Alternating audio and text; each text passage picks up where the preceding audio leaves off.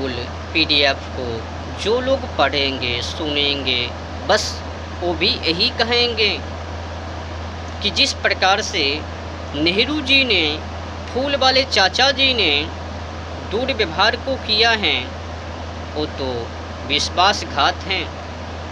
नेहरू जी ने पीठ पीछे वार को करने का काम किया है, ना बनने पर विश्वास को दिलवाया, जब बन गए तो फिर विश्वास को विश्वासघाती छल कर लिया। अच्छा ये बताओ, इस प्रकार का दुर्व्यवहार कौन कर सकता है? जो बुरे लोग हैं, अत्याचार लोग हैं, कसाई लोग हैं, वही इस प्रकार का दुर्व्यवहार कर सकता है। ना बनने पर विश्वास को दिलवाना, बन जाने के बाद हमने कुछ तो बोला ही नहीं ऐसा। उस समय उस वक्त का था, अब ये वक्त आ गया। पहले मैं वहाँ पर था, अब मैं यहाँ पर आ गया। हो गए पहले की बानी। आपको पता है, जब फूल वाले चाचा जी, नेहरू जी प्रधानमंत्री नहीं बने हुए थे, तो उस वक्त जगह जगह पे जा जाकर ये भाषण को करता था कि हम जब प्रधानमंत्री को बनेंगे तो सबसे पहले मैं एक काम को करूँगा, पूरे भारत में गौ की हत्या बंद करवा देंगे। भारत में गौ की हत्या होने के लिए नहीं देंगे। नेहरू जी ने, फूल वाले चाचा जी ने ये भी कहा कि हम जब कहीं पे जाते हैं तो जब मैं रास्ते में गौ को काटते हुए देखते हैं तो मुझे बहुत दुख होता है।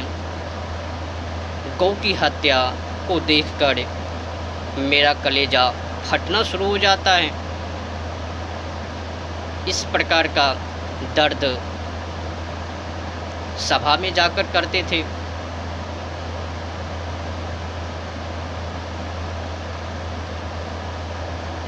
जब नेहरू जी, फूल वाले चाचा जी प्रधानमंत्री को बना तो फिर वो दर्द, वो भाषण, वो वाणी, वो वचन, वो प्रतिज्ञा, वो सब की सब भूल गए। ना बनने पर जनता को विश्वास दिला रहा था कि हम जब प्रधानमंत्री को बनेंगे एक काम को सबसे पहले करेंगे। अब लो, जब नेहरू जी प्रधानमंत्री को बने तो किसी शख्स ने जाकर कहा कि आपने कुछ प्रतिज्ञा को की थी, क्या आपको याद है? तो पता है कि नेहरू जी ने क्या बोला, क्या बयान को दिया? उस वक्त उस समय का था, अब समय बदल गया है। उस समय में मैं वहाँ पर था, अब मैं यहाँ पर आ गया हूँ। हो गया। बन जाने के बाद अपनी मोचर को ही बदल लिया, भूल गया वो अपनी वाणी, अपनी प्रतिज्ञा को। सत्ता में आते हुए जो ही सत्ता में आए तो ही वो अपनी सारे के सारे वचन भूल गए। न अब उनको दर्द ख्याल हैं। जब गौ की हत्या को वो देखते थे और उनका जो कलेजा फटता था, दर्द को महसूस होता था, वो सब भूल गए। सत्ता को पाने के बाद